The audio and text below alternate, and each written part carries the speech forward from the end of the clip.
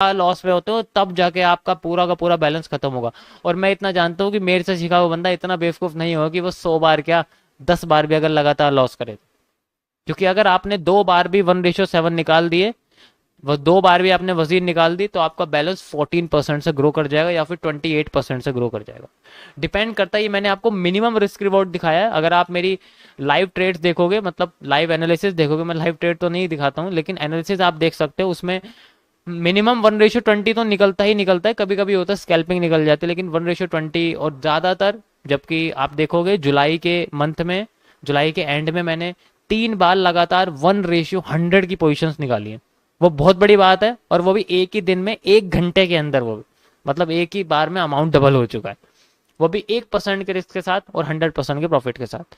आप भी ऐसा कर सकते हैं, लेकिन आपको उसके अंदर बहुत ज़्यादा होल्डिंग और अपने अंदर पेशेंस रखना पड़ेगा, क्योंकि हर एक मोड़ पर आप सोचोगे मैं निकाल देता हूँ अपना पैसा, मैं निकाल देता हूँ अपना पैसा, और मैं निकाल देता हूँ अपना पैसा। मैं आपको इमोशन नहीं सिखा सकता, ये आपके ऊपर है। मैं आपको मैनेजमेंट सिखा सकता हूँ, और ये आपका मैनेजमेंट है। आई होप आपको ये सारी की सारी चीज़ें समझ में आ रही होगी। यहाँ पर बेसिकली जो आपकी ट्रेड्स हैं वो दो काम करती हैं। तो इसमें मैंने आपको पहले बताया कि जो 1% है ये आधा आधा हो गया, 0.5% आपकी स्कैल्प के लिए हो गई, 0.5% आपकी वजीर के लिए हो गई। टोटल मिला के ये जो प्रॉफिट है आपका ये निकल के आ रहा है। भाई 2 ट्रेड है ना हमारी, तो 2 ट्रेड के हिसाब से यहाँ कितना बैठेगा 1%, यानी कि आधा आधा हो जाएगा दोनों के लिए, आधी स्कैल्प के लिए, आधा वजीर के लिए। इस तरीके से आपका लॉस में जाने की जो प्रोबेबिलिटी है वो बहुत कम हो जाएगी, बहुत ही कम हो जाएगी। ओके गाइज, आई होप आपको ये चीज समझ में आ रही होगी। नेक्स्ट जगह चलते हैं ट्रेड मैनेजमेंट के ऊपर। ये तो मैंने आपको रिस्क मैनेजमेंट समझा दिया, किस तरीके से आपको रिस्क मैनेज करना है अपना। अब मैं आपको समझाता हूँ ट्रेड कैसे मैनेज करनी है। देखो, ट्रेड मैनेजमेंट के लिए सबसे बड़ी बात आती है, अगर मान लीजिए आपकी कैंडल है, ओके, ये आपकी एक कैंडल है और एक ये आपकी कैंडल है। मान लीजिए एक ये कैंडल है, ऐसे करके आपको पता है अगर आप मेरी स्ट्रेटेजी यूज कर रहे हो तो आपको सिर्फ कैंडल स्टिक के साइज पर ही सारा का सारा स्टॉप लॉस लगाना है। हैमर है तो हैमर का साइज लेना है। और अगर ये वाली रेड कैंडल, ये वाली कैंडल है, ये दोनों ग्रीन कैंडल है, ठीक है, ये दोनों ग्रीन कैंडल। अब मैं आपको बताता हूँ ट्रेड कैसे मैनेज करना है। जैसे मान लीजिए आपको आपकी ट्रेड लगनी है इस जगह पर, तो आपका स्टॉप लॉस लगेगा पूरा यहाँ से यहाँ तक का, यहाँ से 4 पॉइंट एक्स्ट्रा लेना है। अब आपने देखा मेरा जो है ना 15.60, यानी कि अगर हम गोल्ड की भाषा में बात करें तो 1560 पॉइंट का मेरा स्टॉप लॉस आया, 1560 पॉइंट का मेरा स्टॉप लॉस आया। चलो आप इसको 1500 मत समझो, इसको 15 पॉइंट समझो बस, यानी कि 15 पॉइंट का आपका स्टॉप लॉस आया। किसके अंदर? इसके अंदर, ठीक है। एक और यहां पर पोजीशन निकलती है जिसके अंदर हमें पता लगता है कि मार्केट में हमने यहां से लगाई है पोजीशन, ये रेड कैंडल समझ लो आप, और यहां से लेके यहां तक का हमारे पास स्टॉप लॉस कितना है 11 पॉइंट। अब आप कहोगे एक में तो 15 आया है, एक में 11 आया है, ऐसे कैसे? अब मैं बताता हूं। दोनों कंडीशंस में आपका जो स्टॉप लॉस है वो जाना सिर्फ 1% ही चाहिए। अब कैसे कैलकुलेट करोगे? आपका जो स्टॉप लॉस है बेसिकली दोनों कंडीशन में स्टॉप लॉस सेम होना चाहिए, ये रूल है।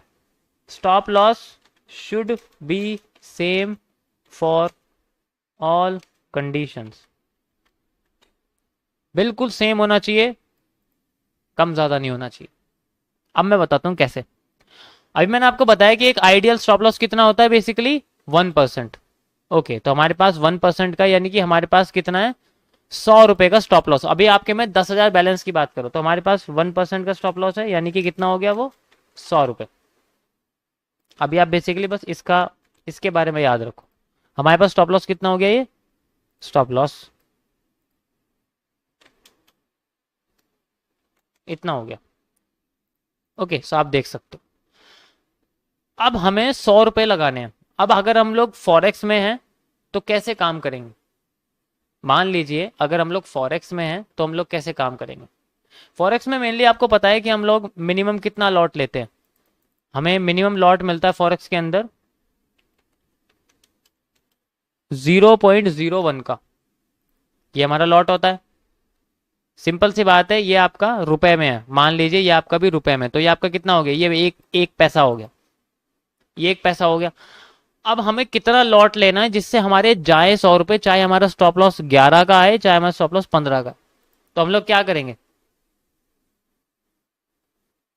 सिंपल सा कॉन्सेप्ट है, हमें बस अपने लॉट को ऊपर नीचे करना है। अगर स्टॉप लॉस कम हो गया तो लॉट बढ़ जाएगा, यानी अगर स्टॉप लॉस की वैल्यू कम हो गई, पॉइंट्स कम हो गए, तो लॉट ऑटोमेटिकली बढ़ जाएगा, लॉट ऑटोमेटिकली बढ़ जाएगा।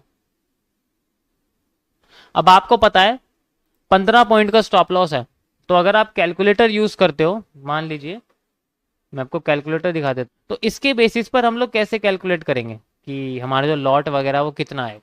अभी मैं आपको कैलकुलेट करके दिखाता हूँ, समझ जाओगे आप, ठीक है। सो अभी बेसिकली आप मानिए कि हमारे सामने एक 100 रुपए का स्टॉप लॉस आना चाहिए और 15 पॉइंट में जाना चाहिए, तो मैं इसको डिवाइड कर देता हूँ 15 से, तो मेरे पास 6 का लॉट निकल के आता है, यानी कि मेरे को 6 रुपए का लॉट लेना है। अगर मैं 6 रुपए का लॉट लूंगा तो बेसिकली क्या होगा, मेरे 100 रुपए चले जाएंगे। अगर आपका जो अकाउंट है वो यूएसडी में है तो ये सेंट में होगा, उसका अलग हिसाब है। मैंने सिर्फ आपको एक सिंपल वर्जन दिखाया कि किस तरीके से आपका ऐसे हो, आप करेंसी के हिसाब से उसको चेंज कर सकते हो। अभी मैंने आपको 100 दिखाया कि अभी हमारे पास 100 रुपए है, तो हमारे पास 6 का लॉट आ गया, तो यानी कि इस केस में हमें कितना लॉट चलना पड़ेगा, 6 का। और अगर हमारे पास 11 आ गए तो हमें क्या करना है, 100 को 11 से डिवाइड कर देना है। अब हमारे पे लॉट आ गया 9 का। देखा मैंने क्या बोला था, अगर स्टॉप लॉस की वैल्यू कम हो गई तो लॉट बढ़ जाता है।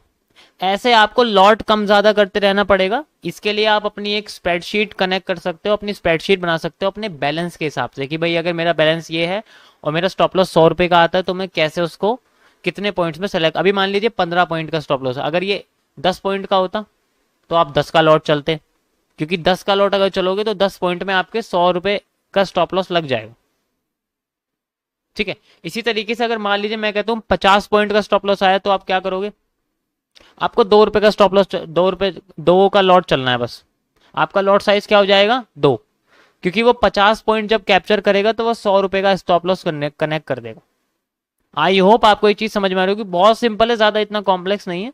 बस मैं आपको समझाने की कोशिश कर रहा हूं कि अगर मान लीजिए अभी मैं आपको यहां लेके चलता हूं ग्राफ के ऊपर, आप खुद देखो इसके अंदर। जैसे मान लीजिए यहां पर 2 पोजीशन हमारी लगती है, ठीक है। एक लगती है इस जगह पर, यहां से यहां तक की लगती है, ठीक है। और एक लगती है हमारी पोजीशन इस जगह पर, यहां से यहां तक की। अब आप कहोगे इसके अंदर 3.97 यानी कि 4 पॉइंट का स्टॉप लॉस है, इसके अंदर सिर्फ 2.62 का स्टॉप लॉस है। स्टॉप लॉस छोटे बड़े हो रहे हैं लेकिन जाएगा सिर्फ 1%। अब आपको पता है यहाँ 2 रुपए का स्टॉप लॉस है, इसका मतलब मेरे को 50 लॉट लेना पड़ेगा, नहीं? हाँ या ना? हाँ भाई, 50 रुपए 50 का स्टॉप लॉस लोगे तो 2 पॉइंट में 100 रुपए नहीं चले जाएंगे? ऑब्वियस सी बात है, चले जाएंगे। इसी तरीके से यहाँ अगर आप देखोगे तो 4 है, तो यहाँ पर क्या कितने का स्टॉप लॉस लोगे, 25 का। यहाँ 25 का लॉट लोगे, स्टॉप लॉस कितना है, 4 का, लॉट कितना आ जाएगा, 25 का। बस आपको अपने स्टॉप लॉस से डिवाइड कर देना जितना आपका ये आया, जो आपका स्टॉप लॉस ग्राफ पर आया उसको आपके वैल्यू वाले स्टॉप लॉस से डिवाइड कर दें। वैल्यू वाला स्टॉप लॉस यानी कि जो आपके बैलेंस का 1% है, बैलेंस के 1% से आपको इससे डिवाइड कर दिया, जो कि मैंने आपको करके दिखा दिया। बहुत सिंपल टॉपिक है गाइज, बहुत ज्यादा आपको इतना ज़्यादा दिमाग में मगज मारने की जरूरत नहीं है। सिंपल सा कैलकुलेशन बस अपने पास रखो। इसलिए मैंने बोला कि ये ट्रेडिंग से रिलेटेड नहीं है, ये मनी मैनेजमेंट से रिलेटेड है।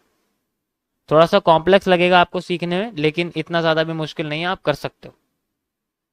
ओके, कई सारे हैं, आपको लगाने से पहले पहले इसको कई बार अपने ग्राफ पर करके देखना पड़ेगा। जस्ट लाइक यहाँ पर है तो आप करके देखो कि भाई अगर मेरा यहाँ स्टॉप लॉस आता है, मेरा बैलेंस अगर 50,000 है तो मैं कितना लूंगा, 25,000 है तो मैं कितना लूंगा, उसको आपको 1-1% के हिसाब से डिवाइड कर देना। आप इस वाली चीज का स्क्रीनशॉट ले लेना जो मैंने आपको अभी बना के दिखाई है, ये आपको हेल्प कर देगी बहुत अच्छी तरीके से, ठीक है। इसका स्क्रीनशॉट आप ले लेना कि किस तरीके से हम लोग अपने मार्केट में कितना स्टॉप लॉस लेते हैं, कितना ही लेते हैं। देखो मेरे लिए ये सिस्टम सुपर प्रॉफिटेबल है, सुपर कनेक्टिव है। अगर मैं अब भी तुम्हें ट्रेड दिखाऊं तो अभी एक ना एक ट्रेड प्रॉफिट में चल ही रही होगी। अभी मैं देखो मैं भी रिकॉर्डिंग कर रहा हूँ लेकिन फिर भी मैं आपको दिखा सकता हूँ। इसी सिस्टम से मैं बहुत ज़्यादा जो है आराम से मार्केट में अपनी पोजिशंस वगैरह क्लियर कर। आप देखो अभी भी मेरी एक पोजिशन है जो चल रही है, आप देख सकते हैं।